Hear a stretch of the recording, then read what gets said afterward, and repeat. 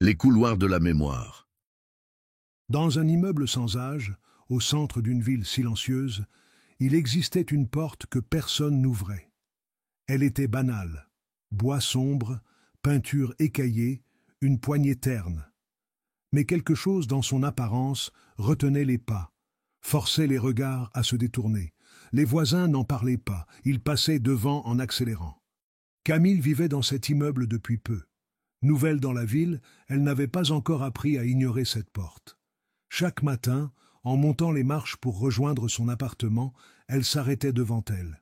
Elle tendait l'oreille, écoutait. Rien. Juste un vide parfait. Trop parfait. Un soir, en rentrant tard, Camille trouva un détail différent. La porte était entr'ouverte. Une fente d'ombre. Elle hésita.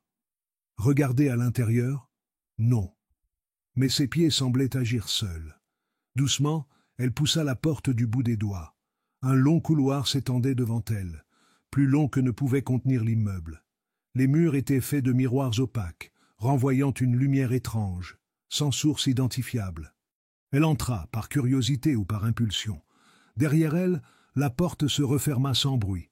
Elle tourna la tête. Il n'y avait plus de poignée. Elle inspira profondément, sentant une odeur indéfinissable, à mi-chemin entre la poussière ancienne et une forêt humide après la pluie. Le couloir semblait infini, mais Camille marchait, incapable de s'arrêter. À chaque pas, les murs miroirs s'animaient.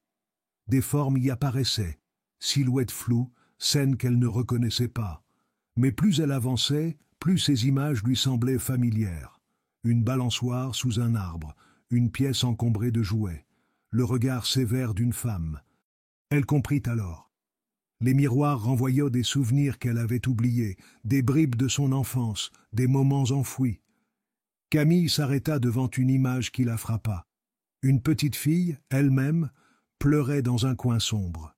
Elle tendit la main pour toucher le miroir. Sa paume traversa la surface comme si elle perçait une fine membrane. Une chaleur douce l'envahit, mais aussi une tristesse poignante. Elle retira sa main. Le couloir changeait. Les murs semblaient se resserrer, les images se succédaient plus vite. Des visages inconnus, des lieux qu'elle n'avait jamais visités. Ses souvenirs n'étaient pas les siens. Une voix douce, presque imperceptible, se fit entendre. Une voix qui ne parlait pas une langue, mais dont le ton portait un message clair. « Continue.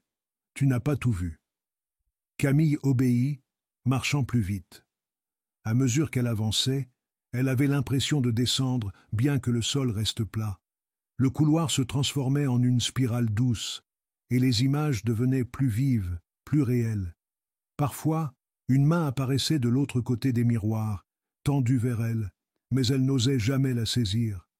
Finalement, elle arriva devant une grande pièce. Elle n'avait plus la forme d'un couloir. C'était un espace rond, sans plafond visible.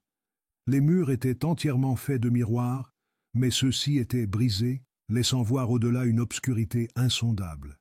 Au centre de la pièce se trouvait une chaise, simple, en bois clair. Camille s'approcha. Sur la chaise, il y avait un carnet. Dessus, un mot écrit d'une main tremblante, « Écrit ». Elle s'assit, prenant le carnet. En l'ouvrant, elle vit qu'il était déjà rempli. Des pages entières couvraient des détails de sa vie qu'elle n'avait jamais racontés à personne. Ses pensées secrètes, ses regrets, ses espoirs. Chaque mot semblait inscrit directement dans son esprit. Un dernier mot apparaissait sur la page suivante. « Continue ou sors ». Elle hésita. Avait-elle le courage d'aller plus loin? Elle savait que derrière les miroirs, quelque chose l'attendait. Mais quoi? Et si elle sortait, saurait-elle encore vivre avec ces fragments révélés? Elle inspira, ferma les yeux et écrivit 3 mots. « Je veux comprendre ». Les miroirs explosèrent. Une lumière aveuglante emplit la pièce.